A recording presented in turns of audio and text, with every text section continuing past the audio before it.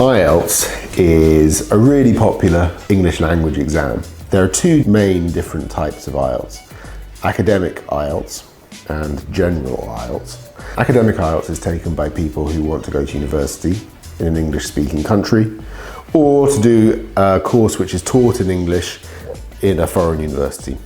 Academic IELTS is also often taken by professionals who would like to work in the UK or in an English-speaking country. Often vets or engineers maybe, or doctors or nurses. For some of those professions there are other alternative exams that they could take, but IELTS is still a popular choice. General IELTS is more commonly taken for visa purposes, to prove your level of English for that, or it can be taken by people who are looking to study in English in a further education college or at a level of education which is below university level. Academic IELTS and General IELTS each have 4 components, each of which is focused on a skill: speaking, reading, writing, and listening. The reading and writing papers are different in the 2 exams, but the speaking and listening papers are the same. One interesting thing about IELTS is that for Academic IELTS, for example, everyone who needs to take Academic IELTS does the same exam, whatever your level. When you get your result, it's not pass or fail. You get a band score, which is on a scale from 1 to 9 at 0.5 intervals. The score that you need depends on what exactly the reason is for you taking IELTS. And if you're going to university, different universities require different results for different subjects and for different types of course. For many universities, a score of 6 or 6.5 might be expected for an undergraduate level degree. If it's a postgraduate degree, it might be a bit higher. Some institutions, the score that's required might be higher than at others. If you nearly achieve your score but don't quite, then you might be able to take a pre-sessional course at that university before you start your degree. The IELTS exam is divided into these 4 papers: speaking, reading, writing, and listening. And your overall result is calculated as an average of those 4 results, the 4 individual results that you get.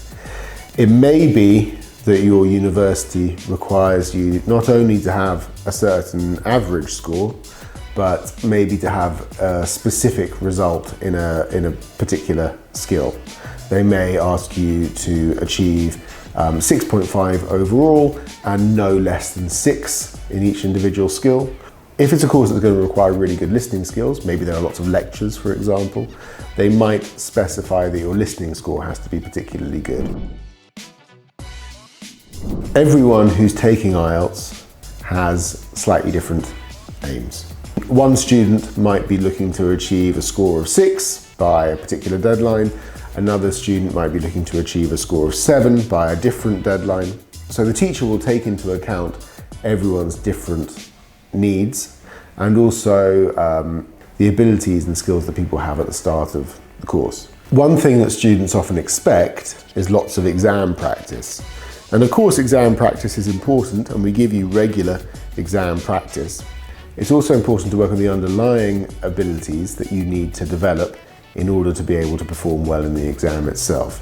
So in your IELTS course, you won't just be doing lots of practice exams, but you'll also be working on the grammar that you need, the range of language, the vocabulary that you will need, and the reading, listening, writing, and speaking skills that underlie the papers themselves. During the course of a single week, your teacher is likely to focus on each of those things in turn. There may be some exam practice at the end of the week.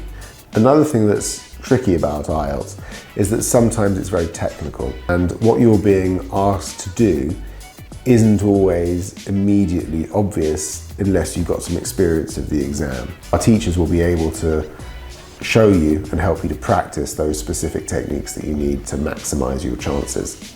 Your teacher will also focus on strategies, so good exam technique and ways of approaching questions to get the best possible score.